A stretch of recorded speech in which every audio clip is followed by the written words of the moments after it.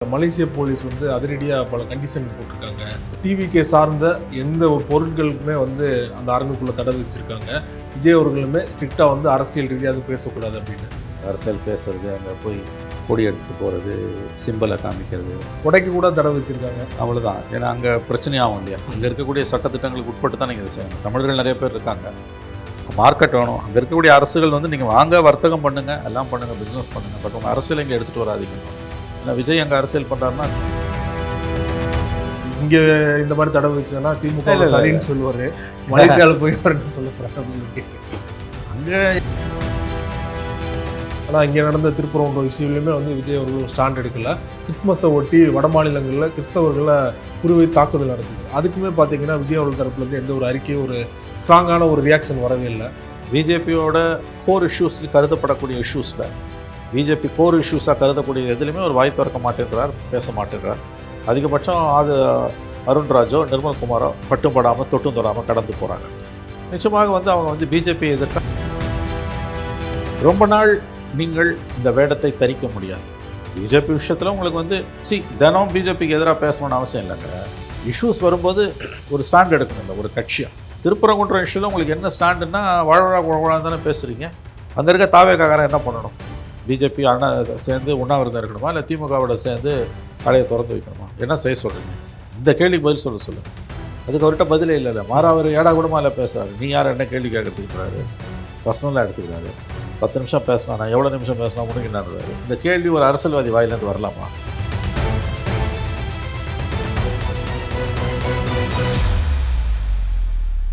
அரசியல் களம் நேயர்களுக்கு வணக்கம். இன்றைக்கு நம்ம நேர்காணலுக்காக மூத்த பத்திரிகையாளரும் அரசியல் திறனாய்வாளருமான திருமதி மணி அவர்கள் நம்மோடு இருந்திருக்கிறார். அவரோடு பேசலாம். சார் வணக்கம். சார் வணக்கம். விஜய் அவருடைய கடைசி திரைப்படம் ஜனநாயகன் படத்தோட ஆடியோ லான்ச் நாளைக்கு வந்து மலேசியாவில் பிரம்மாண்டமாக நடைபெற இருக்குது. விஜய் அவர்களுமே பேசிக்கிட்டு இருக்க வேலையில் வந்து மலேசியா போயிட்டு இருக்காரு. இந்த சூழலில் மலேசிய போலீஸ் வந்து அதிரடியாக பல கண்டிஷன் போட்டிருக்காங்க. டிவிகே சார்ந்த எந்த ஒரு பொருட்களுக்குமே வந்து அந்த அரங்குக்குள்ளே தடை வச்சுருக்காங்க. விஜய் அவர்களுமே ஸ்ட்ரிக்டாக வந்து அரசியல் ரீதியாக அது பேசக்கூடாது அப்படின்னு. எப்படி சார் பார்க்குறீங்க? கடைசி படம் நீங்கள் இப்போதைக்கு கடைசி படம் நம்ம சொல்கிறோம். அரசியல்வாதிகள் சினிமாக்காரர்களோட வார்த்தைகளை சீரியஸாலாம் நம்ம எடுத்துக்கூடாது. அவர் இப்போதைக்கு கடைசி படம்னு சொல்லியிருக்காரு. திரும்ப அரசியலுக்கு சினிமாவில் நடிக்க போக மாட்டார்லாம் யாரும் ஒன்றும் உறுதி கொடுக்க முடியாது. ஒரு கேம்பிள் எடுக்கிறாரு. உச்சத்தில் இருக்கும்போது ஒரு திரைத்துறையின் உச்சத்தில் தேசிய அளவுலேயே அதிக சம்பளம் வாங்கக்கூடிய 250 கோடிக்கு மேலேன்றாங்க. 275 கோடி வாங்கக்கூடிய ஒரு நடிகர் அதை விட்டுட்டு ஷாருக் கானோட அதிகம். அவரை நம்பி பிஸ்னஸ் 1000 கோடின்றாங்க அந்த படம்னா. அவ்வளோ உச்சத்தில் புகழ் உச்சத்தில் இருக்கும்போது வராருன்றது பெரிய விஷயந்தான். அது ஒரு ஒதுக்கி தள்ள முடியாத விஷயம். மலேசியாவை தேர்ந்தெடுத்தது இப்போ தமிழ்நாட்டில் இந்தியாவில் எங்கே நடத்தினாலும் அது ஒரு பெரிய அரசியல் இதாகும். அதை தவிர்க்க விரும்புகிறார். அங்கே நீங்கள் சொன்ன மாதிரி இந்த மாதிரியான விஷயம்லாம் அங்கே நடக்காது. அரசியல் பேசுகிறது, அங்கே போய் கொடி எடுத்துகிட்டு போகிறது, சிம்பலை காமிக்கிறது, கொடைக்கு கூட தடை வச்சுருக்காங்க. அவ்வளோதான். ஏன்னா அங்கே பிரச்சனையாகும் இல்லையா? அங்கே இருக்கக்கூடிய சட்டத்திட்டங்களுக்கு உட்பட்டு தான் நீங்கள் இதை செய்யணும். தமிழர்கள் நிறைய பேர் இருக்காங்க, உங்கள் மார்க்கெட் வேணும். அங்கே இருக்கக்கூடிய அரசுகள் வந்து நீங்கள் வாங்க வர்த்தகம் பண்ணுங்கள், எல்லாம் பண்ணுங்கள், பிஸ்னஸ் பண்ணுங்கள், பட் உங்கள் அரசியல் இங்கே எடுத்துகிட்டு வராதிங்கன்னு. ஏன்னா விஜய் அங்கே அரசியல் பண்ணுறாருன்னா திமுக கட்சிக்கு இருப்பாங்க, பிஜேபி இருக்கும். அவங்க எல்லாருமே வந்து எதிராக அவங்களும் அரசியல் பண்ணுறாங்கன்னா இந்த அரசியல் தமிழ்நாட்டில் இருக்க அரசியல் அங்கே எதிரொலிக்குதுன்னா அவங்க இருக்கக்கூடிய ஒரு அமைதி, அங்கே இருக்கக்கூடிய ஒரு அட்மாஸ்பியர் பொல்யூட் ஆகிறது அவங்க விரும்ப மாட்டாங்க இல்லையா? அதனால் அது கரெக்டு தான் அவங்க சொன்னது. அரசியல் எதுவும் அவர் அங்கே பேச மாட்டார் அப்படின்றது முக்கியமான ஒரு விஷயம் தான் நமக்கு. ஆனால் அந்த படம் வந்து தமிழ்நாட்டில் ஒரு தாக்கத்தை ஏற்படுத்தும். ஏன்னா இப்போயே வந்து பார்த்திங்கன்னா வந்து இந்த சிவகார்த்திகேயன் நடித்த பராசக்தின்ற படம் அதற்கு அதிகப்படியான ஒரு முக்கியத்துவம் கொடுக்குறாங்க. வள்ளுவர் கோட்டத்தில் படத்துக்கான ப்ரமோஷனல் ஆக்டிவிட்டி மாதிரி பண்ணுறாங்க. 14ஆம் வர வேண்டிய படம் ஜனவரி 10ஆம் தேதி விஜய் படம் வெளியான அடுத்த நாள் அந்த படத்தோட காட்சிகள்னு சொல்லிட்டு 52 வந்த படம், அது 73 வருஷத்துக்கு முன்னால். அப்போ எடுத்த காட்சிகள் இப்போ ஷூட்டிங் ஸ்பாட் அதெல்லாம் வச்சு உள்ளுக்குள்ளே வந்து ஏதோ ஒரு எக்ஸிபிஷன் மாதிரி போட்டிருக்காங்க போல். இதெல்லாம் கடந்த காலங்களில் பண்ணது கிடையாது. அதுதான் அரசாங்கத்தோட இடம். அது வள்ளுவர் கோட்டன்றது தமிழக அரசுக்கு சொந்தமானது. இப்போ சிவகார்த்திகேயன் கொடுக்குறது விஜய் கேட்டால் கொடுப்பாங்களா? நாளைக்கு வேறு நடிகர்கள் கேட்டால் கொடுப்பாங்களா? தரப்புல என்ன சொல்கிறாங்க, இது வாடகைக்கு விடப்பட்ட இடம், யாருனாலும் கேட்டால் கொடுப்பாங்க. போய் பேசுகிறாங்க. அதாவது வந்து இப்படி தான் சொல்லுவாங்க. கேட்டு பார்த்தா தான் தெரியும் கொடுப்பாங்களா மாட்டாங்க. விஜய் கேட்டால் கொடுத்துருவாங்களா? இந்த விஜயை பார்த்து திமுக எவ்வளோ தூரம் கவலைப்படுகிறது என்பதற்கு சிவகார்த்திகேயன் படத்தை வந்து 4 நாள் முன்னாலேயே ரிலீஸ் பண்ணுறதும், அதுக்கு 5 நாள் முன்னாலேயே ரிலீஸ் பண்ணுறதும், ப்ரொமோஷனல் ஆக்டிவிட்டிக்கு அரசு எந்திரமே பயன்படுத்தப்படுறதும், இதுவே ஒரு பல சாட்சிகளில் இது ஒரு சாட்சி. ஸோ அந்த படத்தை ஒட்டி ஒரு அரசியல் நடக்கும். எப்படி சிவகார்த்திகை பராசக்தியா ஜனநாயகனான்னு. ஆகவே இது இப்படி இருந்தாலும் சினிமாவும் அரசியலும் பின்னி பிணைந்தது. இதில் அவரை கொண்டு வந்து இறக்குறாங்க சிவகார்த்திகேயனை. அவர் அரசியலுக்கு இப்போதைக்கு வர ஐடியா இருக்க மாதிரி தெரியல. திமுக பின்புலத்திலேருந்து எடுக்கப்படுகிற படம் தான் அந்த பராசக்தின்ற படம். அடுத்த மாதம் வந்து ரசிகர்களுக்கு கொண்டாட்டம் தான். இதை ஒட்டி வரக்கூடிய பேச்சுக்கள், விஜய் படத்துக்கு கிடைக்கக்கூடிய வரவேற்பு, இதெல்லாம் வந்து நிச்சயமாக ஒரு பேசுபடு பொருளாகத்தான் மாறும். இப்போ விஜய் அவர்கள் மலேசியாவில் அரசியல் பேசுறதுனால என்ன பிரச்சனை அப்படின்னு சொல்லிட்டு நீங்கள் பேசிட்டீங்க. விஜய் அவர்கள் இப்படி தடை விதிச்சதா அவர் எப்படி எடுத்துப்பாரு? இங்கே இந்த மாதிரி தடை விதிச்சதுன்னா திமுக சரின்னு சொல்லுவார், மலேசியாவில் போய் அவர் என்ன சொல்ல போகிறார் அப்படின்னு ஒரு கேள்வி. அங்கே என்ன சொல்ல முடியாது, அது இன்னொரு நாடு, இறையாண்மை மிக்க இன்னொரு நாடு. அங்கே தமிழர்கள் நிறைய பேர் இருக்காங்க. தமிழர்கள் நிறைய பேர் இருக்காங்கன்னா அங்கே எல்லா கட்சி சார்ந்தவங்களும் இருப்பாங்க. விஜய் ரசிகர்களும் இருப்பாங்க, விஜய் பிடிக்காத திமுக பிடிக்காதவர்களும் இருப்பாங்க, திமுககாரர்களும். திமுகலே விஜய் ரசிகர்கள் நிறைய பேர் இருப்பாங்க. ஸோ திமுக, அண்ணா திமுக, காங்கிரஸ், பிஜேபிக்காரங்க கூட அங்கே இருப்பான் அவங்களுக்கு வந்து. இப்போ விஜய்ன்ற அவர் அரசியல்வாதியாக வந்ததால தான் இந்த சிக்கல்.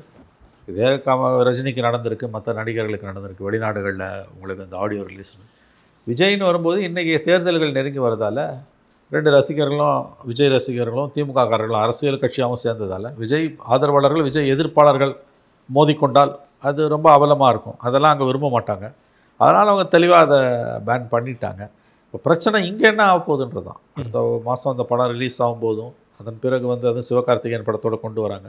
அதன் பிறகு இந்த படம் கடந்த காலங்களில் பார்த்தீங்கன்னா விஜய் படத்தோட அஜித் படம் ரிலீஸ் ஆயிருக்கு, ரஜினி படம் ரிலீஸ் ஆயிருக்கு, கமல் படம் ரிலீஸ் ஆயிருக்கு. அப்போல்லாம் இந்த அளவு பிரச்சனை வந்தது இல்லையா? சிவகார்த்திகேயன் படம் வரும்போது மட்டும் இந்த அளவு ஏன் பிரச்சனை? சிவகார்த்திகேயன் இல்லை, விஜய் நடித்தப்போ விஜய் அரசியலில் ஈடுபட்டதால் தான் தான் முதலமைச்சர்னு பேசுகிறாரு, திமுக தான் தான் மாற்றின்றாரு, திமுக ஒரு தீய சக்தி அப்படின்றாரு. வெளிப்படையாக திமுக தீய சக்தின்றாரு. அதிமுககாரனே அதை சொல்கிறது நிறுத்திட்டான். ஜெயலலிதா மரணத்துக்கு பிறகு கடந்த 9 வருஷத்தில் அதிமுககாரங்க வந்து திமுக தீய சக்தின்னு சொன்னது எனக்கு ஞாபகம் இல்லை. உங்களுக்கு ஞாபகம் இருந்தால் நீங்கள் சொல்லலாம். அது ஒரிஜினலாக 50 வருஷத்துக்கு மேலே எம்ஜிஆர் ஆரம்பிச்சது கருணாநிதி ஒரு தீய சக்தின்னு. அதுக்கு பிறகு அது திமுக ஒரு தீய சக்தின்னு மாறிச்சு. ஒரிஜினலாக எம்ஜிஆர் ஆரம்பிச்சது கருணாநிதி ஒரு தீய சக்தி. அதுக்கு பிறகு அது திமுக ஒரு தீய சக்தி. அது ஜெயலலிதா மரணத்துக்கு பிறகு அதை பேசுகிறதே அதிமுககாரன் கைவிட்டுட்டான். இன்றைக்கி அதை இவர் கையில் எடுக்கிறாரு, அரசியலுக்காக தான் கையில் எடுக்கிறாரு. அவர் பக்கத்தில் அது நியாயங்கள் இருக்கலாம். தீய சக்தின்றது அவர் எப்படி பாதிச்சதுன்றது அவர் தான் சொல்லணும். தூய சக்தின்றார் தாவேக்காவை. அது ரொம்ப நல்லது, ஒரு நகைச்சுவை நம்ம எடுத்துக்கலாம். ஆக இப்போ இந்த படத்தால் தமிழ்நாட்டில் கண்டிப்பாக வந்து ஒரு சின்ன சலசலப்பு அது வரும். எலெக்ஷன்ஸ் தீய சக்தி தூய சக்தி விஜய் சொன்னார். இவங்க வந்து பதிலீடு கொடுக்குற மாதிரி பராசக்தி இல்லை, பராசக்தியை வந்து விஜய்க்கு கவுண்டர் பண்ணுறதுக்கு, ஜனநாயகனை கவுண்டர் பண்ணுறதுக்கு கொண்டு வராங்க. இப்போ நீங்கள் பராசக்தி பார்த்தீங்கன்னா நேற்று வந்து தகவல் வந்து அது சென்சாரில் நிறைய காட்சிகளை கட் பண்ண சொல்கிறோம். ஆமாம், நிறைய காட்சிகள் வசனங்களை கட் பண்ண சொல்கிறோம். இவங்க அப்பீலுக்கு போயிருக்காங்க, அப்பீலேட் பாடிக்கு அங்கேயே போயிருக்காங்க, பாம்பேக்கு போயிருக்காங்க. எவ்வளோ தான் கட் பண்ண போகிறான் என்னன்னு தெரியல.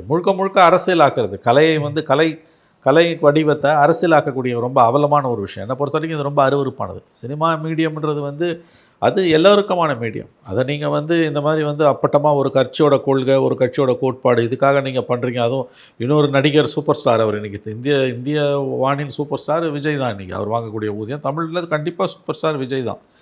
அவருடைய படத்துக்கு வந்து அவர் அரசியலையும் இருக்கிறதால அவருடைய படத்துக்கு எதிராக இன்றைக்கி சிவகார்த்திகேயனை உசுப்பி விட்டு அதை கரெக்டாக இது ரிலீஸ் ஆகிற நேரத்தில் அதையும் கொண்டு வருது அப்படின்றதுலாம் வந்து கண்டிப்பாக வந்து அரசியல் நோக்கம் கொண்டது. திமுக எதிராக அவர் செயல்படுவதால் இது நடக்கிறது.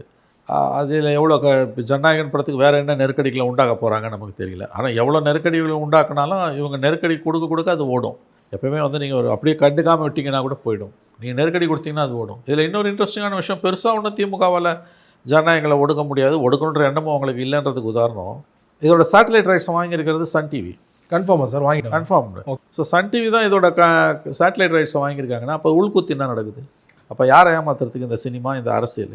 விஜய் ஏமாத்துறாரு, அவங்களே ஏமாத்துறாரு. அதான் என்ன நீ வந்து என்ன அது எனக்கு கேட்டால் ப்ரொடியூசர் எந்த இல்லைன்னு அவர் சொல்லிட்டு போவார். விஜயாவது சொல்லிக்கலாம், என் படம் இல்லாது, நான் நடிக்கிறதோட என் வேலை முடிஞ்சிச்சு, அவன் யாருக்கு விற்கிறான் எனக்கு சம்மந்தம் இல்லாத விஷயம்னு. திமுக ஏன் அதை வாங்குது?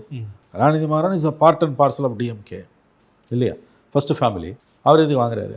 அப்போ எல்லாத்தையும் நாங்கள் தான் அனுபவிக்கணுன்ற எண்ணம், எல்லாத்தையும் நாங்கள் கண்ட்ரோல் பண்ணணுன்ற எண்ணம் இல்லையா? அதோட விளைவு தான், தொடர்ச்சி தான் ஜனநாயகன் படத்தை சன் டிவி வாங்கினது. ஜனநாயகன் படத்தை சன் டிவி வாங்கும், சிவகார்த்திகேயனுக்கு ப்ரமோஷனை வந்து ரெட் ஜாயிண்ட் பண்ணோம் அப்படின்னா உள்ளே இருக்க அந்த டைனமிக்ஸ் என்னன்றது புரிந்து கொள்ள. எல்லாத்துலேயும் நாங்கள் தான் இருப்போம், மோனோபொலி. சினிமாலேயும் நாங்கள் தான், அரசியலையும் நாங்கள் தான், பிஸ்னஸ்லேயும் நாங்கள் தான், மீடியாலேயும் நாங்கள் தான், சகலத்தையும் நாங்கள் தான்ற ஒரு எண்ணம் என்னைக்கு வந்து ஒரு குடும்பத்துக்கோ ஒரு கட்சிக்கு வருதோ அன்றைக்கி அது வந்து ஜனநாயகத்தை சவக்குழிக்கு தள்ளுது. உங்களுக்கு அப்படி தான் நம்ம இதை எடுத்துக்கணும். இந்த மோனோபொலி, ஏகபோகம் என்பது வந்து அழிவுக்கு அறிகுறி. ஜனநாயகத்தை குழி தோண்டி புதைக்கக்கூடியது. சிறுபான்மையினருக்கு ஆதரவானவர் விஜய் அப்படின்னு சொல்லிட்டு தொடர்ச்சியாக விஜய் அவர்களும் சரி, அவங்க தாவேகா கட்சியினர் பேசிகிட்டு இருக்காங்க. ஆனால் இங்கே நடந்த திருப்பரங்குன்றம் இஷ்யூலையுமே வந்து விஜய் அவர்கள் ஒரு ஸ்டாண்ட் எடுக்கல. கிறிஸ்துமஸை ஒட்டி வட மாநிலங்களில் கிறிஸ்தவர்களை குறிவை தாக்குதல் நடக்குது. அதுக்குமே பார்த்தீங்கன்னா விஜய் அவர்கள் தரப்புலேருந்து எந்த ஒரு அறிக்கையும் ஒரு ஸ்ட்ராங்கான ஒரு ரியாக்ஷன் வரவே இல்லை. அருண்ராஜ் மட்டும் வந்து ஒரு பேருக்காக வந்து விமர்சனம் பண்ணியிருக்காரு. எப்படி சார் பார்க்குறீங்க? ஆமாங்க, அவங்க நேரடியாக பிஜேபி எதிர்த்து என்னைக்கு விஜய் பேசியிருக்காரு? வார்த்தை அளவில் டே ஒன்லேருந்து நீங்கள் வாங்கலாம். இது ரொம்ப முக்கியமான ஒரு விஷயம். அவர் 2024 பிப்ரவரியில் கட்சி ஆரம்பிக்கிறார். கொள்கை எதிரி பிஜேபி, அரசியல் எதிரி திமுகன்றார். அவர் கட்சி ஆரம்பிச்சு 2வது மாதம் மக்களவைத் தேர்தல் வருது. மோடி 3.0க்கான தேர்தல். அந்த தேர்தலை அவர் புறக்கணிக்கிறாரு. உன்னோட கொள்கை எதிரி உனக்கு ஆபத்தானவனா, அரசியல் எதிரி ஆபத்தானவனா, அல்லது ரெண்டுமே சமமான ஆபத்துனா தேர்தலை எப்படி நீங்கள் புறக்கணிப்பீங்க? அவர் புறக்கணித்தார். தேர்தல் முடிஞ்சு 2 மாதம் முடிஞ்சு தான் அவர் வந்து அக்ரெசிவாக வர்றார். அசம்பிளி தான் எனக்கு முக்கியன்றார். கொள்கை எதிரியும் அரசியல் எதிரியும் எப்படி வெவ்வேறாக இருக்க முடியும்? வாய்ப்பே கிடையாது. ஆனால் அவர் சொன்னார். அதே மாதிரி நீங்கள் பார்த்தீங்கன்னா திருப்பரங்குன்றம் இஷ்யூவாக இருக்கட்டும், ஊரக வேலைவாய்ப்பு திட்டம், 100 நாள் வேலைவாய்ப்பு திட்டமாக இருக்கட்டும், அணுசக்தி மசோதாவாக இருக்கட்டும், எல்லா விஷயங்களுமே பிஜேபியோட மிக முக்கியமான திட்டங்கள், கொள்கைகள், நாடு தழுவிய அளவில் எதிர்கட்சிகள் எதிர்க்கக்கூடிய விஷயங்கள் அவர் வாயை திறக்கலை. அப்படியே பேசினாலும் மெல்லிய மயிலிறகால வருடி கொடுக்குற மாதிரி அப்படியே அப்படி சாஃப்டாக பேசிட்டு கடந்து போகிறது. இப்போ புதுசாக ஒரு டெக்னிக்கு அருண்ராஜ் பேசுவார், இவங்க பேச மாட்டாங்க. திருப்பரங்குன்றம் விஷயத்தில் அருண்ராஜ் பேசுகிறாரு. இப்போ இந்த விஷயத்துலையும் அருண்ராஜ் தான் பேசுது. நிர்மல்குமார் பேசுகிறார். கிறிஸ்மஸ் இப்போ நாடு தழுவிய அளவில் கிறிஸ்மஸில் வந்து கிறிஸ்தவர்கள் மீது நேற்று தாக்குதல் நடத்தப்பட்டிருக்கு. மோடி ஒரு பக்கம் சர்ச்சில் போய் ப்ரே பண்ணுறாரு, இன்னொரு பக்கம் பாஜக ஆளக்கூடிய மாநிலங்களில் குறிப்பாக வந்து கிறிஸ்தவர்கள் மீது தாக்குதல் நடத்தப்படுது. கேரளாவில் கிறிஸ்மஸ் ஊரில் சாந்தா கிளாஸ் வேடமிட்டு ஊரில் போன பள்ளி குழந்தைகள் மீது தாக்குதல் நடந்திருக்கு. அப்போ பிஜேபி வந்து எந்த அளவுக்கு வந்து உங்களுக்கு வந்து இதை வந்து கம்யூனலாக மாற்றுறாங்கன்றது எல்லாருக்குமே தெரியுது. அப்போ ஒரு கண்டன அறிக்கை கூட நீ வரல, ஒரு ட்வீட்டு கூட போடலன்னா இது வந்து அவர் அரசியல் எதிரின்னு சொல்லிட்டு திமுக மட்டும்தான் டார்கெட் பண்ணுறாரு. பிஜேபியை பேச மாட்டார். கேட்டால் என்ன சொல்லுவார்? இது பயத்தின் அடிப்படையில் எப்படி பண்ணுறாரா, இல்லைனா வந்து பாஜக தான் இயக்குதா விஜய்? ஏன்னா திருமாவளவன் கூட விஜய் வந்து பாஜகவோட கள்ள குழந்தைன்னு சொல்கிறாரு. இது பயத்தின் அடிப்படையில் பின்னணியில் வந்து அதாவது கள்ள கூட்டணி நல்ல கூட்டணி அபத்தமான வார்த்தைகள் அது ரொம்ப அதிகமாக பேசுகிறாரு. அவர் வந்து அப்படி யாரையுமே மொத்தமாக முத்திரை குத்த முடியாது. நம்ம ஒரு விதமான அச்சம் காரணமாக இருக்கலாம். அவர் இல்லை, ஏன்னா வாயை திறக்காமல் நீ இருக்கன்னா அது ரொம்ப ஆபத்தானது. எப்படி நீங்கள் வாய் திறக்காமல் இருக்க முடியும்? ஒரு நடிகனாக பிஜேபிக்கு எதிராக வாய் திறக்காமல் இருக்கலாம், ஒரு அரசியல் கட்சியாக வாய் திறக்காமல் இருக்க முடியாது. ஏங்க திருப்பரங்குன்ற இஷ்யூவில் வாய் திறக்காமல் அதை நியாயப்படுத்தி வர அவர் பேசுகிறாருங்க. உங்கள் ஸ்டாண்ட் என்னன்னா பதிலே இல்லை. அதுக்கு என்ன சொல்கிறாரு? ஏன் இதுக்கு இந்த மாதிரி விஷயங்களில் வந்து பேர் சொல்லாமல் சொல்கிறாரு? நான் இந்த மாதிரி நான் கருத்து கேட்குறாங்க, அதில் என்ன இதில் என்ன, அதெல்லாம் நாங்கள் எதுக்குங்க, நீங்கள் விரும்பின மாதிரிலாம் நாங்கள் கருத்து சொல்ல முடியாதுன்றார். இது நழுவி ஓடுற பிரச்சனை. பிஜேபி பார்த்து நீங்கள் அஞ்சுகிறீர்கள். அதை வர்ஜுனாவும் நிர்மல்குமாரும் திமுக தான் காரணம், நீங்கள் வந்து ஆரம்பத்திலே இதை கீழே இது இப்போ சரி பண்ணியிருக்கணும், எங்களுக்கு ஒன்றும் அதில் வந்து ஸ்டாண்டு வந்து நாங்கள் வந்து இந்த பக்கமும் இல்லை அந்த பக்கமும் இப்படி கதை அளக்குறாங்க. தெளிவாக சொல்லணும், எல்லாரும் ஒரு ஸ்டாண்டு எடுத்துட்டாங்க. ஆனால் திமுக ஒரு பக்கம், திமுக ஒரு பக்கம் ஸ்டாண்டு எடுத்தாச்சு. தீபம் ஏற்றணுமே வேணாமா, அது பதில் சொல்லு. அது எப்படி கடந்து போக முடியும்? அதான் இது பார்த்தீங்கன்னா there is a method in the madness. பிஜேபியோட கோர் இஷ்யூஸ் கருதப்படக்கூடிய இஷ்யூஸில், பிஜேபி கோர் இஷ்யூஸாக கருதக்கூடிய எதுலையுமே ஒரு வாய் திறக்க மாட்டேன்றார், பேச மாட்டேன்றார். அதிகபட்சம் அது அருண்ராஜோ நிர்மல்குமாரோ பட்டும் படாமல் தொட்டும் தொடாமல் கடந்து போகிறாங்க. நிச்சயமாக வந்து அவங்க வந்து பிஜேபி எதிர்க்க அவர்களுக்கு மனமில்லை என்பதை தான் இது காட்டுது. இது கள்ள குழந்தையா, பயமா, ஒரு பக்கம் இருக்கட்டும், அதெல்லாம் மக்களே புரிஞ்சுப்பாங்க இதுக்கு என்ன காரணம். திமுகவை எதிர்க்கிற அளவுக்கு நீங்கள் பிஜேபி எதிர்க்கல. மாநிலத்தில் நம்பர் 1 திமுக தான் உங்களுக்கு எதிரின்றது புரியுது. ஆட்சி வந்து இங்கே திமுக வேணுமா வேணாமான்றது தான் எலெக்ஷன். ஆனால் பிஜேபியில் உனக்கு ஒரு ஸ்டாண்டே இல்லாமல் நீங்கள் கடந்து போகிறேன்னா அது எப்படி? அது அப்போ கொள்கை எதிரின்னு பாஜக சொல்லாமலாம் இருக்கணும். சொல்லியாச்சு, கொள்கை எதிரின்னு சொல்லி இந்த ஒரு வார்த்தையோட போதுமா? அடுத்த கட்டம் என்ன? அடுத்ததெல்லாம் நீங்கள் என்ன செய்ய போகிறீங்க? அதனால் இது நான் என்ன சொல்கிறேன்னா, உங்களுக்கு வந்து இது ரொம்ப நாள் நீங்கள் இந்த வேடத்தை தரிக்க முடியாது. பிஜேபி விஷயத்தில் உங்களுக்கு வந்து தினம் பிஜேபிக்கு எதிராக பேசணும்னு அவசியம் இல்லைங்க. இஷ்யூஸ் வரும்போது ஒரு ஸ்டாண்ட் எடுக்கணும்ல ஒரு கட்சியாக. திருப்பரங்குன்றம் இஷ்யூவில் உங்களுக்கு என்ன ஸ்டாண்டுன்னா வாழ தானே பேசுகிறீங்க. அங்கே இருக்க தாவேக்காரன் என்ன பண்ணணும்? பிஜேபி அண்ணா சேர்ந்து உண்ணாவிரதம் இருக்கணுமா, இல்லை திமுகவோட சேர்ந்து கடையை திறந்து வைக்கணுமா? என்ன செய்ய சொல்கிறீங்க? இந்த கேள்விக்கு பதில் சொல்லுங்கள். அதுக்கு அவர்கிட்ட பதிலே இல்லை. மாறா அவர் ஏடா கூடமா இல்லை பேசுகிறாரு. நீ யார் என்ன கேள்வி கேட்குறதுக்குன்றாரு. பர்சனலாக எடுத்துக்கிறாரு. 10 நிமிஷம் பேசினா நான் எவ்வளோ நிமிஷம் பேசினா முடிக்கின்றாரு. இந்த கேள்வி ஒரு அரசியல்வாதி வாயிலேருந்து வரலாமா? விஜய் மீதான நம்முடைய விமர்சனம் என்பது ஒரு அரசியல்வாதி மீதான விமர்சனம், தனிப்பட்ட விமர்சனம் அல்ல. அதில் நீ யார் என்ன கேட்குறதுன்றது அபத்தமான கேள்வி. நீங்கள் வந்து ஓட்டு கேட்குறீங்க, அதனால தான் கேட்குறோம். ஒரு அரசியல் கட்சி என்பது பொது ஸ்தாபனம், எல்லாருக்கும் உரிமை உண்டு. கோடீஸ்வரனுக்கும் உரிமை உண்டு, பிளாட்ஃபார்த்தில் இருக்கவனுக்கும் உரிமை உண்டு. ஏன்னா நீ ஓட்டு கேட்குற எங்ககிட்ட வந்து. அதனால் இந்த மாதிரியான கேள்விகளை எதிர்கொள்ளும் போது அவருடைய பதில் என்பது பக்குவமற்றதாகவும் இருக்குது, புரிதல் இல்லாமலும் இருக்குது. நல்லாவே தெரியுது அவர் பிஜேபி எதிர்க்க துணியவில்லை. அவருக்கு பிஜேபி எதிர்க்குன்ற எண்ணமே கிடையாது. திருப்பரங்குன்றம் இஷ்யூவில் ஸ்ட்ராங்காக நீ ஒரு ஸ்டாண்ட் எடுத்து போயிருக்கணுமா வேணாமா நான் கேட்குறேன். தமிழ்நாட்டை உழுக்கிற விஷயம். அதிமுக கூட்டணி கட்சிகள் தீபம் ஏற்றணும், நீதிமன்ற தீர்ப்பை திமுக மதிக்கலை, இது சட்டப்படி குற்றம், மக்களும் விரும்புகிறாங்க தீபம் ஏற்றுறதுக்கு ஓப்பனாக பேச ஆரம்பிச்சிட்டாங்க அதிமுக பிஜேபி கூட்டணி கட்சிகள்.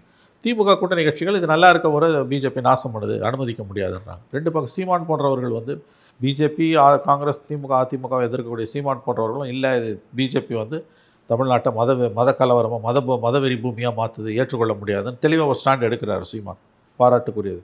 நீங்கள் அமைதியாக இருக்கீங்க, இஸ்லாமிய ஓட்டு மட்டும் வேணும், பிரச்சனை வர மாட்டீங்க, அமைதியாக இருக்காரு. கேட்டால் நான் ஒன்றும் கருத்து சொல்ல முடியாது, நீ விரும்புகிற மாதிரி நான் கருத்து சொல்ல மாட்டேன்றாரு. நான் விரும்புகிற மாதிரி கருத்து சொல்ல வேணாம், அந்த பிரச்சனையில் உன் கருத்து என்னன்னு சொல்லு. ஓட்டு கேட்குறேன் இல்லை, நான் தான் கேட்குறேன், அங்கே இருக்க தாவேக்காரன் என்ன பண்ணணும் அதை சொல்லுங்கள். நான் ஒரு தாவேக்காரன், உதாரணத்துக்கு திருப்பரங்குன்றத்தில் கடை வச்சுருங்க, நான் என்ன ஸ்டாண்ட் எடுக்கணும் நீ சொல்லு. நீங்கள் ஒரு தாவேக்காரு, அங்கே திருப்பரங்குன்றத்தில் கடை வச்சுருக்கீங்க, கடை அடுப்பு நடத்துகிறோம் பிஜேபியும், கடையை 3 மாதம் திறக்கணுமா? நான் கடையை 3 மாதம் திறக்கணுமா? திமுக ஆதரவாளர்கள் கடையை திறந்தே வைப்பான், நீ என்ன பண்ணாலும் பரவாயில்ல. அதிமுக பாஜக அவங்க ஆளுங்க வந்து என்ன பண்ணுவாங்க, கடையை மூடுவாங்க, நீ என்ன செஞ்சாலும் பரவாயில்ல, நான் கடையை மூட்டு போகிறேன். தெளிவாக ஒரு ஸ்டாண்ட் எடுக்கிறாங்க. அங்கே இருக்க தாவேக்காரன் என்ன ஸ்டாண்ட் எடுக்கணும் சொல்லு, பதில் சொல்லு.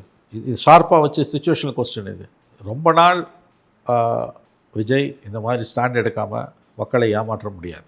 சமகால அரசியல் சூழல் தொடர்பாக பல்வேறு விஷயங்களோட பயனுடைய மிக்க நன்றி சார். நன்றி சார்.